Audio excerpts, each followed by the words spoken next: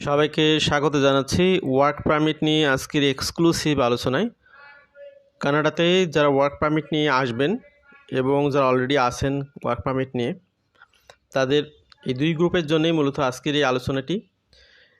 সেই সাথে যারা ভবিষ্যতে ওয়ার্ক পারমিট হোল্ডার হবেন, এমনকি যারা post graduation work permit holder হবেন, তাদের জন্য এই আলোচনাটি, তাদের এই তথ্যগুলো গুরুত্বপূর্ণ ভূমিকা পালন করবে তাদের জীবনে, বিশেষ করে কানাডার জীবনে।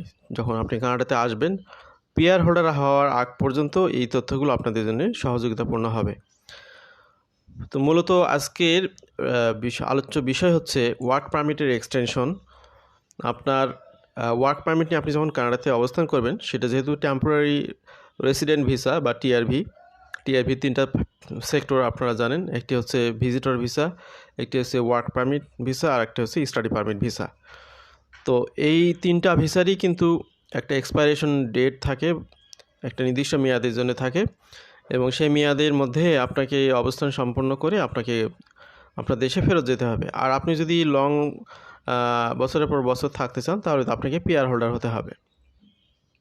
তো ওয়ার্ক পারমিট থেকে পিআর হোল্ডার হওয়ার জন্য সাধারণত এখানে এসে যারা 2 বছরের ওয়ার্ক পারমিটে বা 1 বছরের ওয়ার্ক পারমিটে আসেন, সেই সময়ের মধ্যেই সবাই কিন্তু পিআর হোল্ডার হতে পারেন না।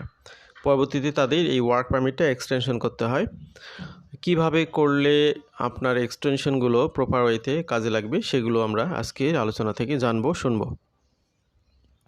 Many Canadian work permit holders will at some point look to extend or change their work permit, continue being employed in Canada. If you are foreign national in this position, it is important to understand that your ability to continue working after your permit expired depends on when you applied for a permit extension change.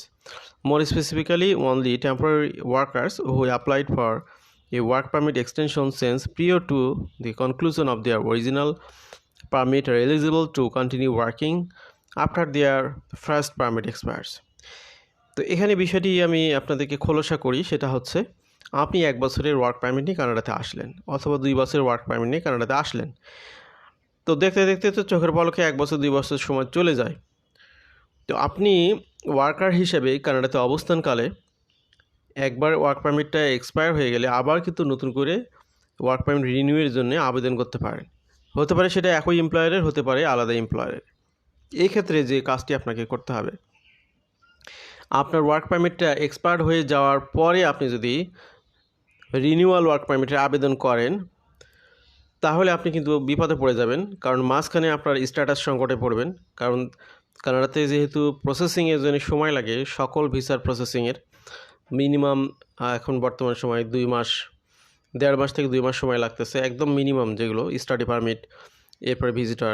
আর এই work পারমিটের প্রসেসগুলো আরও বেশি সময় লাগে। এই জন্যে যে কাজটি হয় সেটা হলো, আপনার আপনি যে বর্তমানে যে ওয়ার্কার হিসেবে আসবেন কানাডাতে, অথবা যে কাজটি করতেছেন সেই কাজটি শেষ হয়ে যাওয়ার পরে যদি আপনি আবেদন করেন, তাহলে কিন্তু আপনি এখানে একটা বিপদে পড়ে যাওয়ার সম্ভাবনা রয়েছে। আপনাকে যেটা করতে হবে সেটা হলো, আপনার যে বর্তমান ওয়ার্ক পারমিট, অথবা আপনারা যারা আবেদন করতেছেন ওয়ার্ক পারমিটের জন্য, আবেদন করে আপনি যে ভিসাটা পাবেন, ওয়ার্ক পারমিটটা পাবেন পোর্ট এন্ট্রি থেকে, সেই ওয়ার্ক পারমিটটা পুরোপুরি এক্সপায়ার্ড হয়ে যাওয়ার আগেই আপনাকে 1 মাস বা 40 দিন আগেই আপনি নতুন করে আপনার রিনিউয়াল আবেদনটা করবেন। এই ক্ষেত্রে যেটা হবে, আপনি নতুন করে রিনিউয়াল আবেদন যদি আপনার বর্তমান অরিজিনাল ওয়ার্ক পারমিট এক্সপায়ারেশনের আগেই করে ফেলেন, তাহলে আপনি একটু নতুন স্ট্যাটাসের মধ্যে পড়ে যাবেন। সেটাকে বলা হয় ইমপ্লয়েড স্ট্যাটাস। এই স্ট্যাটাসের কারণে যতক্ষণ পর্যন্ত না আপনার নতুন যে আপনি ওয়ার্ক পারমিটে আবেদন করলেন সেটার ফাইনাল কোনো রেজাল্ট না পেয়েছেন, ততদিন পর্যন্ত কিন্তু কানাডাতে আপনি থাকতে পারবেন, এবং যে এমপ্লয়ারের অধীনে কাজ করার জন্য আপনি আবেদন করেছেন সেই কাজগুলোর জন্য আপনি আবেদন করতে পারবেন, সেই এমপ্লয়ারের অধীনেই কিন্তু কাজগুলো করতে পারবেন। তো এই বিষয়টি আপনাদের আশা করছি ক্লিয়ার হলো, যে আপনি যে কাজ করতেছেন কানাডাতে সেটি এক্সপায়ার্ড হয়ে যাওয়ার পরে নতুন করে আবেদন করতে গেলে, আপনার আবেদন যদি রিফিউজ হয় বা মাঝখানের যে সময়টুকু আপনাকে হয়তো বা দেশে ফেরত যেতে হবে। যদি আপনি নতুন করে সেটা পান, আপনার ওটা অ্যাকসেপ্ট হয়, তাহলে আবার আসবেন। আর যদি অ্যাকসেপ্ট না হয়, তাহলে আপনি আর কানাডাতে আসতে পারবেন না। এই জন্যে আপনারা যে কাজটি করবেন সেটা হচ্ছে, কানাডাতে অবস্থানকালে ওয়ার্ক পারমিট এক্সটেনশন এক্সপায়ার হয়ে যাওয়ার আগেই আপনার নতুন করে আবেদন করতে হবে এবং এক্ষেত্রে দুইটা কন্ডিশন, সেটা হচ্ছে যে রিমেইন ইন কানাডা, অর্থাৎ আপনাকে কানাডা থেকেই আবেদন করতে হবে, work under the exact same condition as their original work permit. আপনি বর্তমানে যে এই ধরনের কাজ করতেছেন, যে সেই একই ধরনের কাজের জন্যই মূলত আপনার সেই নতুন আবেদনটা করতে হবে। এটা যদি আবার ভিন্ন ক্যাটাগরির আবেদন হয় তাহলে কিন্তু আপনি এই সুযোগটা পাবেন না। এই বিষয়টি আপনাদেরকে মাথায় রাখতে হবে। How these rules differ depending on your unique situation. Work permit extension applies must continue to work under the same conditions listed on their current work permit if they have an employer specific permit. Those who applied for a new work permit must continue to work for the employer named on their original permit until a decision is made on their most recent application. When a decision is final, the temporary worker may begin employment under the new permit's condition if approved. In the case that they have an open work permit, the temporary worker is free to change employer and jobs. এখানে কানাডাতে যেহেতু close work permit এবং open work পারমিটের আবার দুইটা ধরন। Open work permit হচ্ছে যাদের কোনো এমপ্লয়ার ঠিক থাকে না, কোন এমপ্লয়ের অধীনে তিনি কাজ করবেন সেটার কোনো স্পেসিফিকেশন থাকে না। বিশেষ করে যারা সাধারণত স্টাডি পারমিট হোল্ডার হিসেবে কানাডাতে আসেন তাদের স্পাউসরা ওপেন ওয়ার্ক পারমিট পায়। এরপরে যারা পার্মানেন্ট রেসিডেন্ট হোল্ডার তাদের স্পাউসরা এখানে ওপেন ওয়ার্ক পারমিটে আসতে পারে। এরপরে হচ্ছে যারা ওয়ার্কার, আপনি এখানে কানাডাতে এমপ্লয়ার স্পেসিফিক ওয়ার্ক পারমিট পেয়ে কানাডাতে আসেন, আপনার স্পাউস কিংবা আপনার 18 বছর থেকে 22 বছর এই বয়সের মধ্যে যে সমস্ত চিলড্রেন রয়েছে তারা কিন্তু আপনার রেফারেন্সে ক্লোজ ওয়ার্ক পারমিটে আবেদন করতে পারবে। তো তাদের ক্ষেত্রে যেটা হবে, তাদের ওয়ার্ক পারমিটটা যদি এক্সপায়ার্ড হয়ে যায় তারাও নতুন করে এইভাবে রিনিউয়াল করতে পারবে সেটা শেষ হয়ে যাওয়ার আগে। সেক্ষেত্রে তাদের কোনো আলাদা করে কোনো স্পেসিফিক এমপ্লয়ারের নাম মেনশন করতে হবে না। তার মানে হচ্ছে যে আপনার ফুল ফ্যামিলি নিয়ে আপনি কানাডাতে বসবাস করতেছেন ওয়ার্কার হিসেবে, 2 বছরের টাইমে নিয়ে আপনি হয়তো বা আসেন। এই 2 বছর শেষ হয়ে যাওয়ার আগে আপনাকে শেষ বছরের 2-3 মাস আগে নতুন করে ওয়ার্ক পারমিটে আবেদন করবেন। আপনার পাশাপাশি আপনার ফ্যামিলি মেম্বার্সরা যারা ওপেন ওয়ার্ক পারমিট রয়েছে তারা আবেদন করবেন। তাহলে কী হবে, আপনাদের এই ওয়ার্ক পারমিটের মেয়াদটা, বর্তমান ওয়ার্ক পারমিটের মেয়াদ শেষ হয়ে যাওয়ার পরেও আপনার যে নতুন আবেদন করেছেন সেটা রেফারেন্সে যতক্ষণ পর্যন্ত না ফাইনাল রেজাল্ট পেয়েছেন ততদিন পর্যন্ত আপনারা এখানে কানাডাতে অবস্থান করতে পারবেন। Proving to your employer that you remain eligible to work in Canada, work permit extension applicants as well as those who are applying for a new work permit may need to prove to their employer that they are authorized to continue working in Canada even after that first permit expires. In either case, the proof that a work permit holder can provide depends on whether they applied for their permit extension online or paper base. তো এখানে যে বিষয়টি সেটা হচ্ছে আপনি যে এমপ্লয়ারের অধীনে কাজ করতেছেন সেই এমপ্লয়ারের কাছেও কিন্তু আপনাকে লিগাল থাকতে হবে।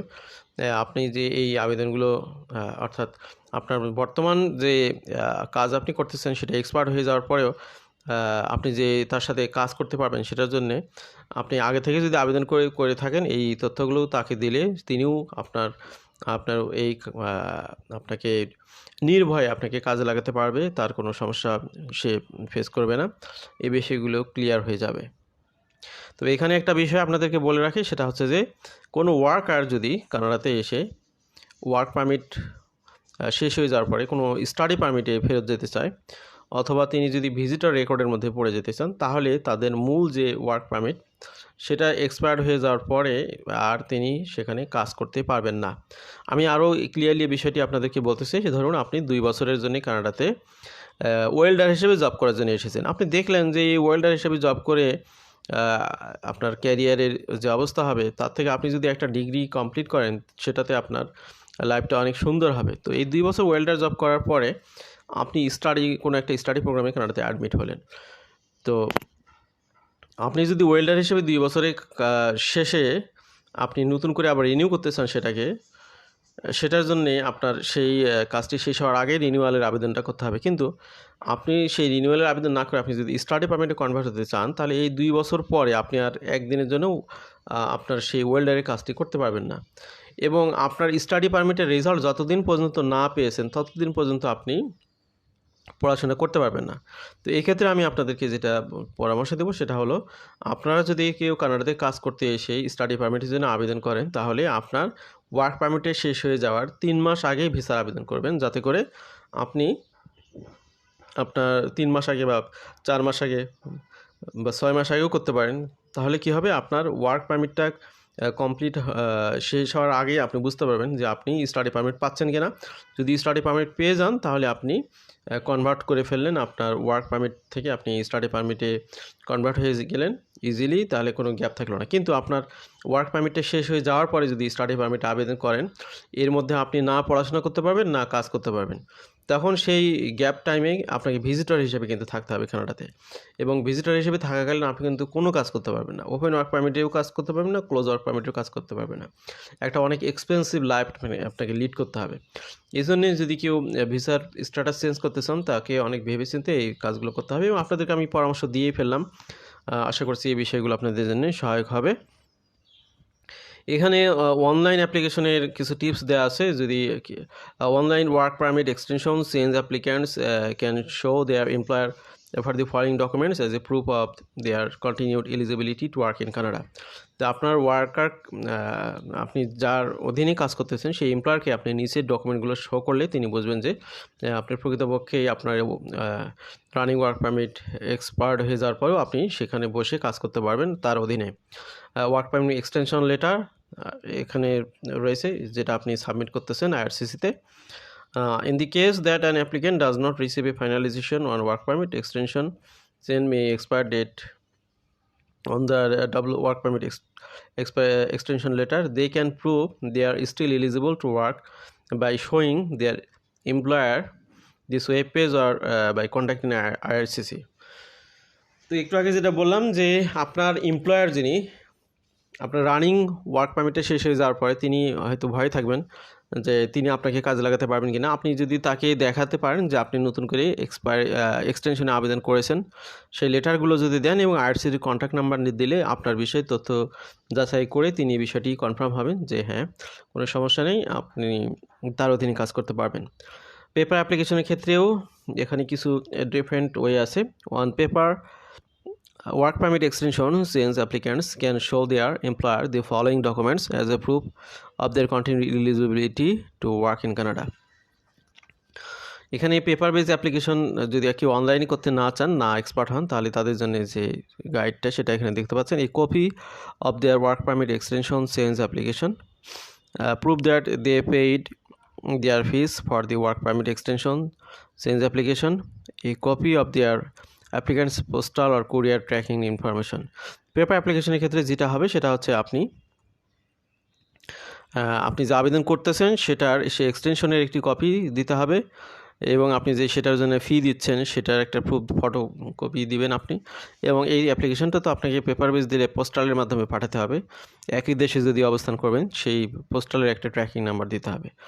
On paper, applicants do not receive a work permit extension letter because IRCC needs to ensure that their application is complete and that the applicant meets the requirement to work in Canada. তো আমরা আলোচনার একদম শেষ প্রান্তে চলে এসেছি। আজকের আলোচনাটি সামারি এভাবেই করা যায়। যারা ওয়ার্কার হিসেবে কানাডাতে আসতে চাচ্ছেন এবং অলরেডি আছেন, তারা তাদের ওয়ার্ক পারমিটটা এক্সপায়ার্ড হয়ে যাওয়ার আগেই রিনিউয়ালের আবেদনটা যদি করেন, তাহলে তারা ঝুঁকিমুক্ত থাকবেন এবং সেই ফাইনাল রেজাল্ট পাওয়ার আগ পর্যন্ত এখানে কাজ করতে পারবেন। ভালো থাকবেন সবাই। আল্লাহ হাফেজ, সালামু আলাইকুম।